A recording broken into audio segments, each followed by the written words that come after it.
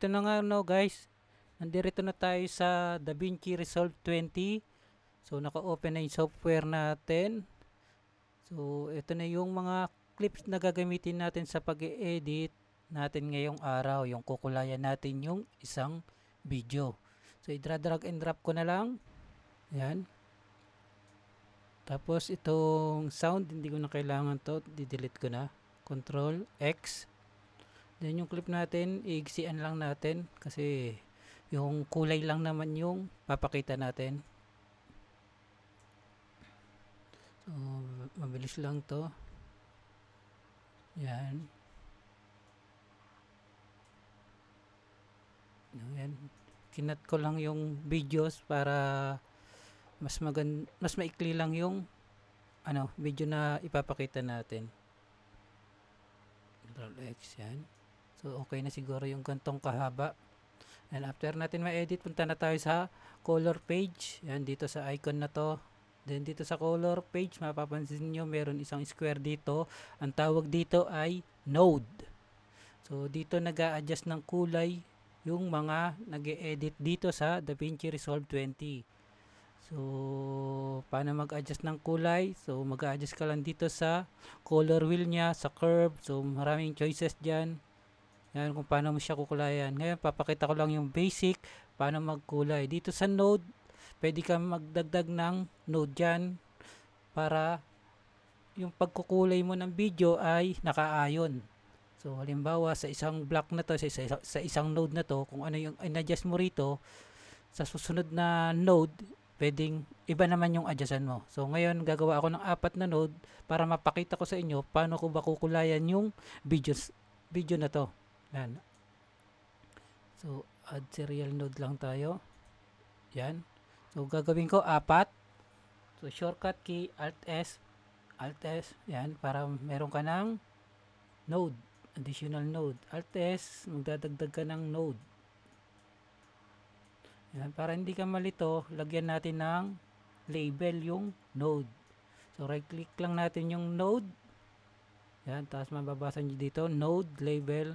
Pangalan, lagyan lang natin ng pangalan. So, dito sa node 1, gagawin ko is exposure. Kasi, yung exposure yung i-edit ko dito. Number 2 is saturation.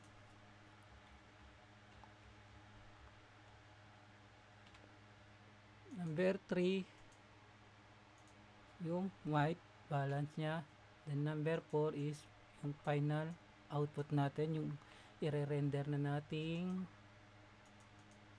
video. Yan. Final output.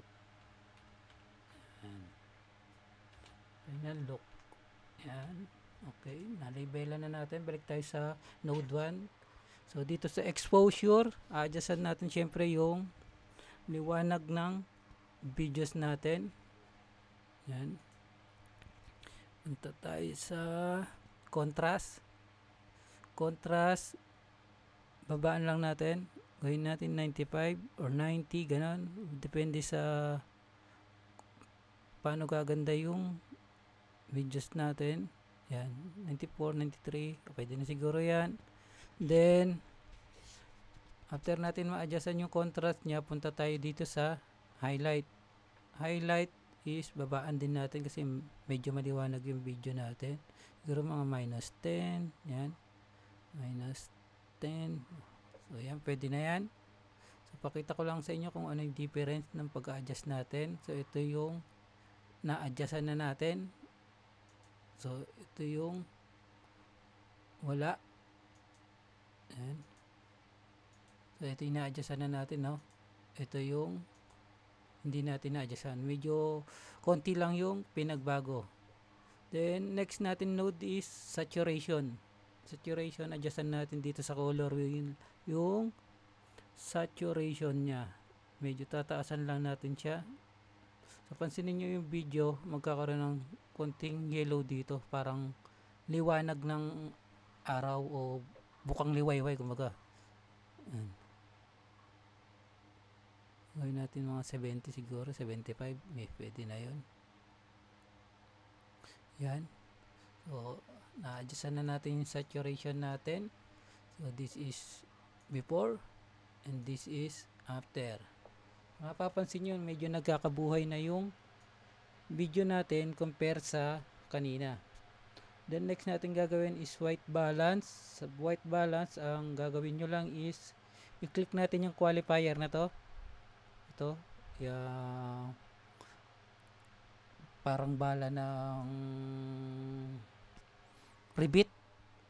Ayan. Tapos click lang natin yung white, yung pinaka maputi sa videos natin. Click lang natin. Ayan. So mapapansin nyo parang walang nagbago, pero yung kulay na videos natin, yung white balance nya, inayos na. Kasi kahit na ipakita ko rito yan, no, konti lang yung pinagbago nya. So compare natin dito sa isa, no. Ito wala pang white balance to. Ito meron na. So may konting pagbabago kaso hindi mo halata. So explain ko lang nga pala yung per node natin, no. Yung inedit mo sa unang node is ma-adapt ni node 2. Pero tong si node 2, kung ano yung i-edit mo rito, hindi siya ma-adapt ni node 1. So kumbaga, yung line na to, ayan yung magsasabi na kung ano yung ginawa mo rito is mapupunta rito. Kung ano yung ginawa mo rito is mapupunta rito sa node na to. So kung ano yung in-adjust ko rito, mapupunta rin siya rito kasi nga yung ito sa output natin, yan, nakakonect sa node. Kung hindi ko i-connect yan, i-alisin ko. So yung ginawa ko rito, hindi siya mapupunta rito, no. So kung in-edit ko lang dito yung exposure lang yung ma-edit dito sa node 1. So sa node 2, saturation, in-edit with saturation. So yung exposure na adapt niya na, then saturation yung i-edit ko na lang. So yun lang yung explanation ng per node. Dito naman sa final look, so yan, medyo a-adjust lang natin ng konti yung ano natin, yung videos natin para ready na sa i-render. I-render yun yung i-download na natin, no. Yan, final look. Pupunta siguro ako dito sa curve. So medyo maliwanag pa rin kasi para sa akin. So, medyo didiliman ko ng konti. Mababa ko lang tong curve. Ayan. Tapos konting blend lang. Click lang ako sa gitna ng line na yan.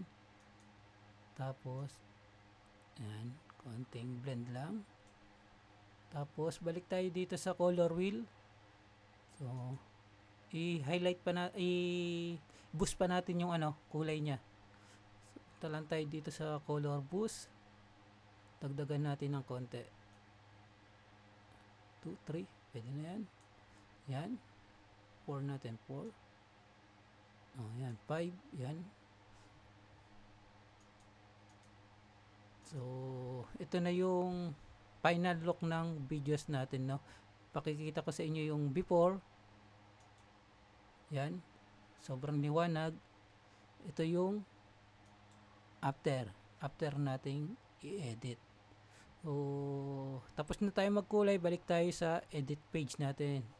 Then, click lang natin yung icon na to para bumalik sa edit page. So, ito na yung in-edit nating video. So, play lang natin. So, yan. Walang buhay. Pero para magkabuhay yan, lagyan natin ng sound, no. Yan, ito meron na akong clip dito ng music.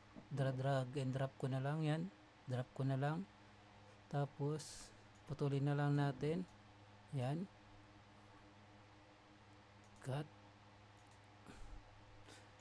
Delete lang natin doon sa Rolex. Tapos lagyan natin to ng blend, yung in and out nya. In and out.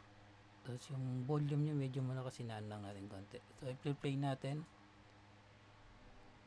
So yan na, no, guys, meron ng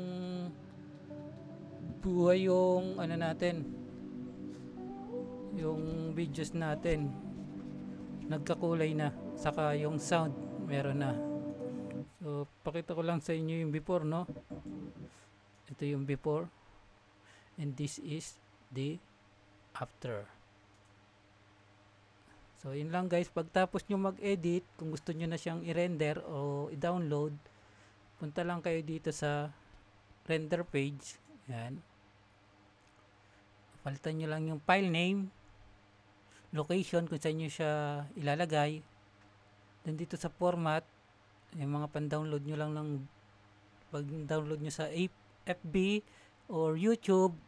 So gawin nyo lang siyang MP4. Yan. MP4 na, then yung codec H.264.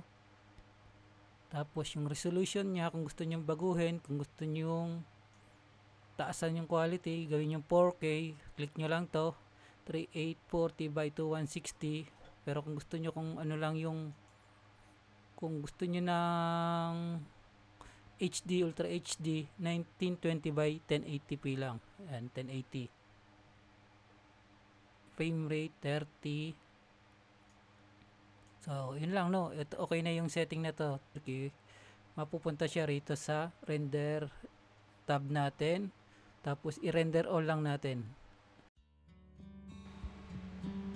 So ito na guys, no. Ito na yung final output ng ginawa natin, yung kinalayan natin kanina. Ito na yung before and after. So yun lang guys, sana may natutunan kayo sa ginawa kong simpleng video na to.